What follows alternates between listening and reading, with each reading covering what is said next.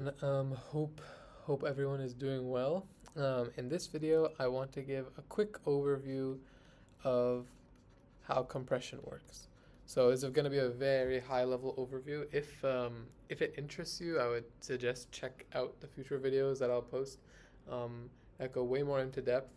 But compression is something that we see a lot in file compression, JPEG, PNG, all of these things you may have heard.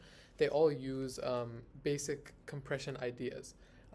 And so let's try and understand them. So here's the thing, okay? So you're over here, okay? And you're trying to send a message across to your friend who's over here, who has a remote, okay? And is controlling a TV screen with a movie on it. So there's a movie and there's a bunch of people watching. So these are all heads who are watching. Okay, as you can tell, I can't really draw. So your goal, your friend doesn't really know what they're doing. Your goal is to pass along 4 commands to your friend. So those commands are either going to be start, okay, stop, play or pause, sorry, and resume. Okay? So you're going to tell him to start, stop, pause, and resume the show. So the idea is you could send the entire, if you wanted him to do the sequence, for example, start, pause, resume, you could send that. But let's try and figure out a code book for these 4 words that will allow you to send it in the least amount of information possible. So remember, computers send information in bits, right? So a bit is just a number, and typically computers will read in binary. So pretty much our goal is to find a code using zeros and ones. Okay, so take a pause and try and think about this, right? You want to use the least number possible. So let's say you say start is 0 and stop is 1. The issue is, okay, then you say pause is 0, 0 and resume is 0, 1. Right, the issue is that this code, okay, it uses a small amount, but now if I write the code 0, 1, you don't know whether this code decodes to resume, right? Because it could decode to resume or it could decode to start and stop. So you don't know. So that's not good. You're probably thinking and realizing that we're going to need to use 2 for each, and we could construct something like this. Let's make start to be 0, 0, stop to be 0, 1, pause to be 1, 0, and resume to be 1, 1. Why does this code work?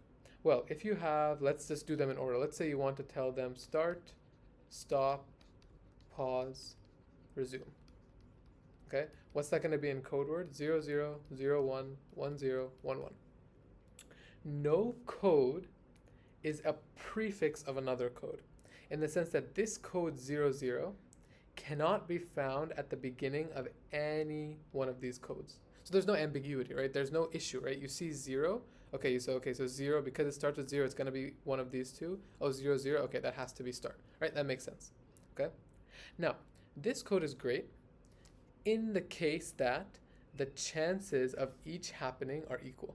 So if I told you, if you know that there's a 25% chance you'll have to send this, a 25% chance this will come up, a 25% chance of this, and a 25% chance of this, then this is a great code book. It's the most ideal code book. But now let's consider another scenario. So now let's consider the scenario where, whoopsies, where you have different probabilities for different code words occurring. So let's say for whatever reason, the chance of, okay, let's remove these probabilities because these are not going to be the case anymore. Let's say for whatever reason, the probability of start, okay, start you say it one time. Maybe that probability is 5%, right?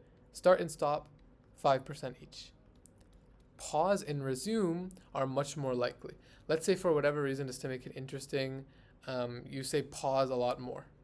Again, this example doesn't hold that well, but whatever. And then you say resume 20% of the time. So based on these, right, it wouldn't make sense to use the same code we did before. The reason why is because why am I assigning 2 bits for pause and 2 bits for start when start is going to be way, way, way less frequent, right? If start is going to be less frequent, I could possibly assign more bits to start and at the same time cut bits in pause. Let me suggest a code and let's see how it works. So pause is the most frequent, so I want to use the least number of bits, so I'm going to use only 1 bit. Resume is the next most, so I'm going to use 2 bits, so let's use 1 0. Okay, stop and start, okay, equally enough, let's use 1 1 0 for stop and then 1 1 1. So the first thing that you should notice about this code is that it is a valid code. Why? Because no code is a prefix of another code. Once I say 1 0, if you have a sequence and you see 1 0 in that sequence, immediately that points you to resume. There's no other thing that it could be, right?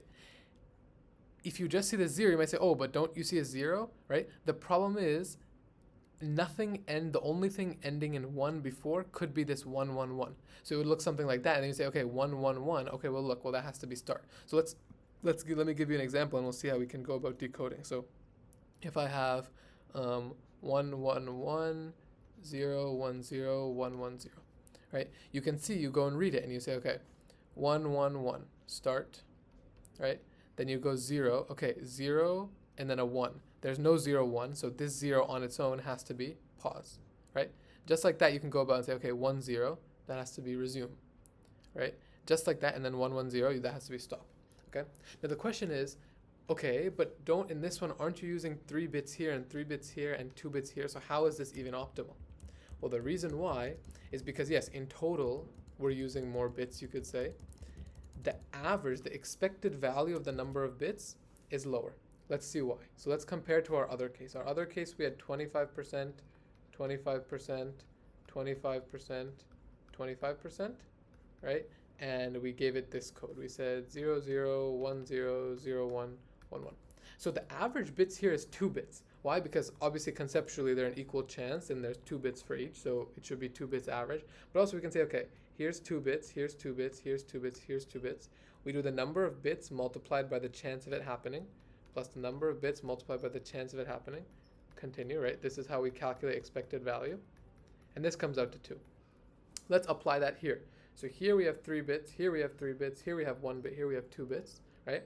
We do the number of bits multiplied by the probability of that happening, plus the number of bits multiplied by the probability of that happening. Maybe I should stick with fractions to be consistent. So 1/20th plus 3 times 1/20th, right? Plus 1 times 7/10 plus 2 times 1/5.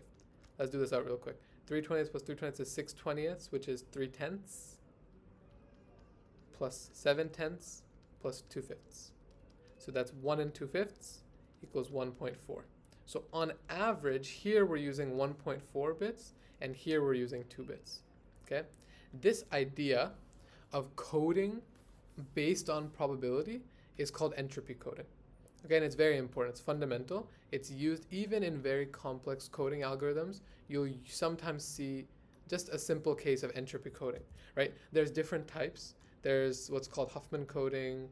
There's arithmetic coding. There's a bunch. We'll go over all of those in future videos. But the key idea here is entropy coding means you code based on probability. So depending on the probability of your events occurring, you're going to code in a different way. Okay? So hopefully that was very interesting and gives you a good idea into how. So let me just end with one example, right? For example, if you've seen Morse code before, I would show you an example. But if you go look at the Morse code, okay, and you look at the symbols used for E and A compared to something like Z, right? Or even X, let's say X, right? X is going to have a long, X is going to have a long representation compared to E, which is going to have shorter, and A, which is going to have shorter. Why? Because A is more likely to come up. So you want A to be a shorter symbol, so that way in a word like hello, my name is, right? Look at the amount of times that E comes up and A comes up, and vowels and stuff. There's no X in there, right? So why use a short code for X when you could use a short code for common letters and use a longer code for uncommon letters. Okay, so this comes up a lot, and this idea is very important to understand future compression techniques.